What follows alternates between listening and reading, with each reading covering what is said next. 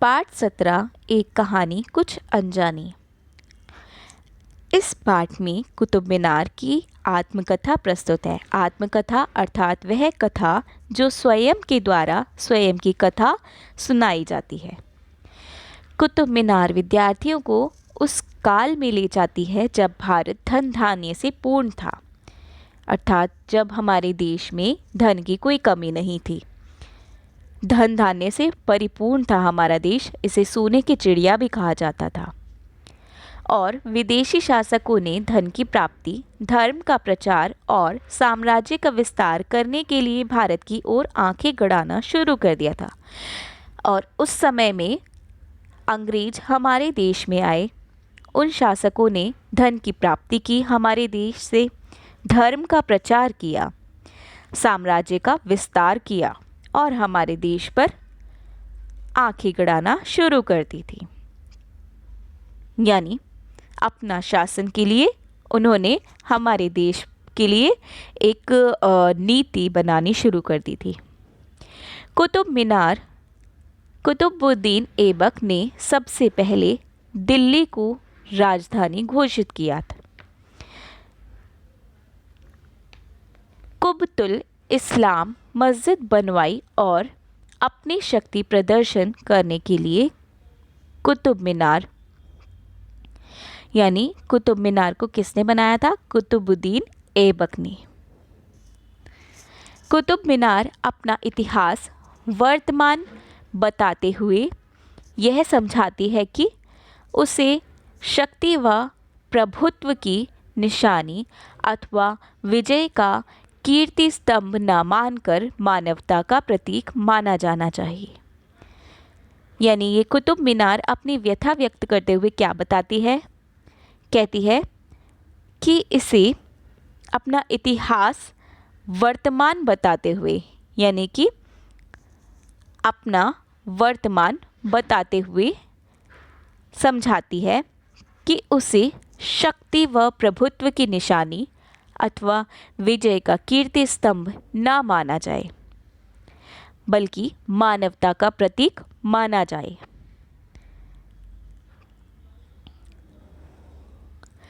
पाठ का प्रारंभ है इस तरह से। मैं एक अजब अनोखी नार, लाल पत्थरों से तैयार, 5 मंजिलों काले भार, सबसे ऊंची हूँ मीनार। यानी कुतुब मीनार अपने बारे में बताती है कि मैं एक अजब अनोखी नार, यानी कि एक अजब और अनोखी नार यानी स्त्री के लिए कहा जाता है।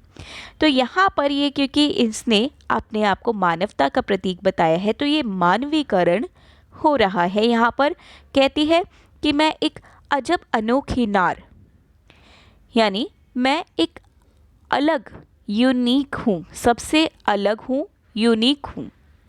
लाल पत्थरों से तैयार हूँ मैं। अगर आपने बच्चे कभी भी आप गए होंगे कुतुब मीनार देखने, तो आपने देखा होगा कुतुब मीनार को, उसका रंग, उसके पत्थरों का रंग लाल रंग का है। कहती है लाल पत्थरों से हूँ तैयार, 5 मंजिलों काले भार, 5 मंजिल हैं, ठीक है, यानी 5 फ्लोर्स से ये कुतुब मीनार बनी है। सबसे ऊंची हूँ मीनार, और मीनारों में सबसे ज़्यादा ऊंची कुतुब मीनार है। बिल्कुल ठीक पहचाना, मैं ही हूँ कुतुब मीनार, लाल पत्थरों से बनी, बिना किसी और सहारे के खड़ी, दुनिया की सबसे ऊंची मीनार। आओ तुम्हें सुनाऊं अपनी राम कहानी, कुछ जानी कुछ अनजानी, कुछ नई और कुछ पुरानी। मेरा जन्म स्थान है दिल्ली। अगर प्रश्न आपसे पूछा जाता है कि कुतुब मीनार कहाँ पर है, तो दिल्ली में। यह तब की बात है जब दिल्ली नहीं किला राय पिथौरा कहलाती थी। अगर आपसे प्रश्न पूछा जाएगा कि दिल्ली पहले क्या कहलाती थी, तो आप क्या लिखेंगे? किला राय पिथौरा कहलाती थी।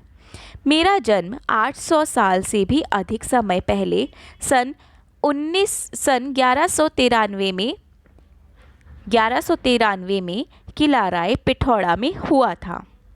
कुछ बड़े होने पर मैंने जाना कि मेरे जन्म से पूर्व दिल्ली यानी किला राय पिथौरा में राजपूतों का शासन था, यानी यहाँ पर राजपूतों का शासन था। उस समय भारत धन धान्य से भरा पूरा था तथा सोने के चिड़िया कहलाता था, क्योंकि यहाँ पर धन की कोई कमी नहीं थी। यहाँ पर सोना उगलती थी, यहाँ की जो धरती थी, इसीलिए इसको सोने की चिड़िया भी कहा जाता था।